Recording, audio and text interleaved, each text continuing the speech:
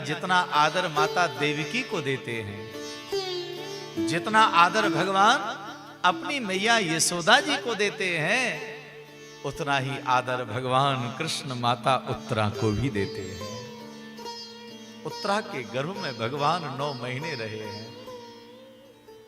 कल्पना करिएगा, अभिमन्यु भगवान का भांजा है और वो भांजे की बहू है, लेकिन भगवान माता के समान आदर देते। इतने समय गर्भ में रहे और एक रूप से भगवान बाहर हैं। भगवान कहने लगे, बेटी चिंता नहीं करना, तेरे गर्भ की रक्षा अवश्य होगी।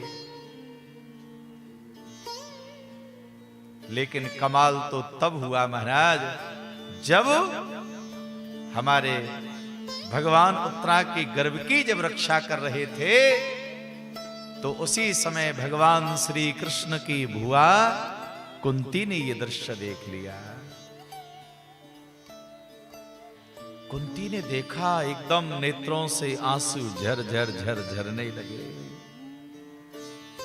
कुंती रो पड़ी, दौड़ी है कुंती और गोविंद के चरणों में साष्टांग गिर पड़ी है।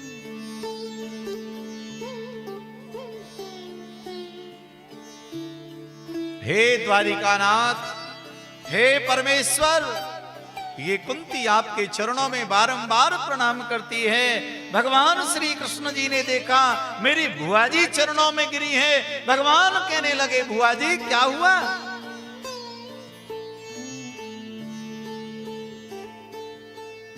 आज तुम भतीजे के चरणों में? कुंती ने कहा, गोविंद भतीजे के चरणों में नहीं, भगवान के चरणों में है। अरे मैं तो आपका भतीजा हूं।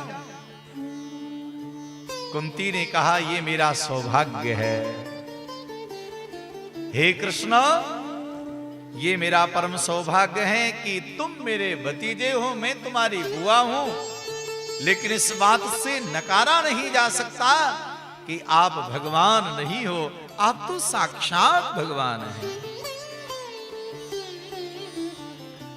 कृष्णाय वासुदेवाय देवकी नंदनाय च नंद गोप कुमाराय गोविंदाय नमो नमो नमो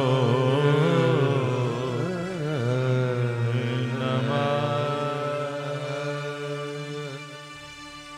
हे कन्हैया,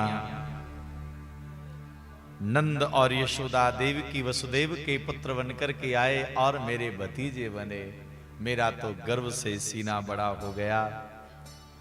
आज मुझे गौरव है, तुम भगवान होकर मेरे भतीजे बने हो। भगवान कहने लगे, भुआ जी मैं आपका भतीजा हूं, लेकिन यदि आप मुझे भगवान कह रही हो तो भगवान से कुछ मांगा जाता है। हे भुआ जी, आप कुछ मांग लीजिए, क्या चाहती हो?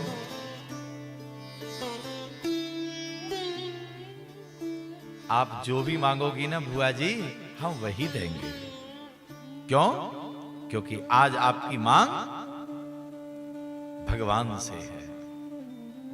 मांग लीजिए। कुंती ने कहा, गोविंद मांगने की आवश्यकता नहीं है।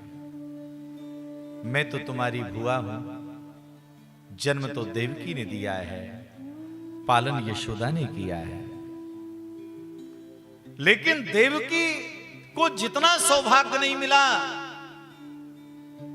जितना सौभाग्य कुंती को मिला है। अगर देवकी और कुंती दोनों के सौभाग्य को तराजू के दोनों पल्लों में रखा जाएगा तो कुंती का सौभाग्य भारी रहेगा। भगवान कृष्ण कहने लगे, भुआ जी ये क्या कह रही हो तुम?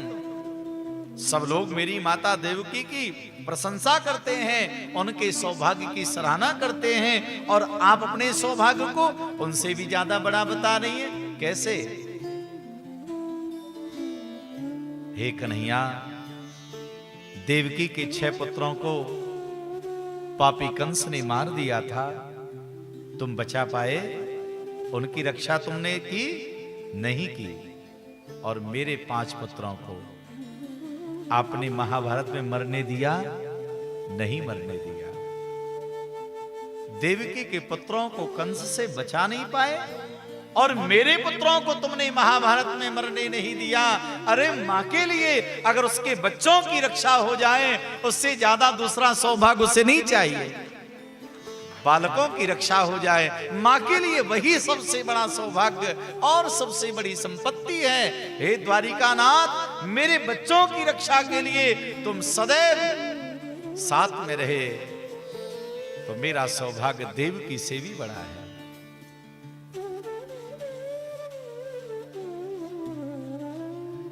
भगवान कहने लगे, बुआ जी कुछ मांगो ना। कुंती ने कहा, जो मांगूंगी सो दोगे? भगवान बोले, अवश्य देंगे। धन्य है कुंती माता। क्या वरदान मांगा? भैया आजकल कोई भगवान से नहीं मांगता है, वो वरदान कुंती ने मांगा।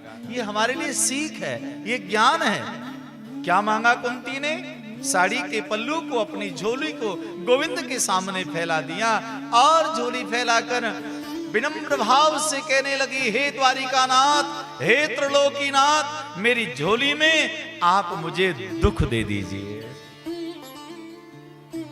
विपदा संतु नासस्सो तत्र तत्र जगत गुरु, आप हमें दुख दे दीजिए।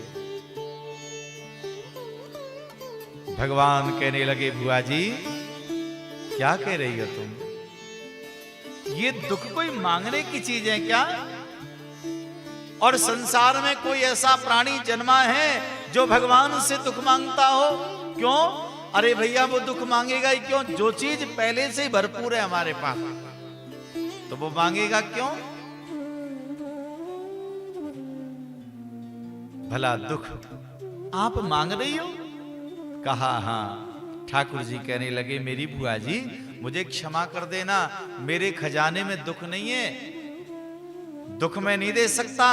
तो भगवान के खजाने में क्या है, ये गोस्वामी तुलसीदास जी बता रहे हैं।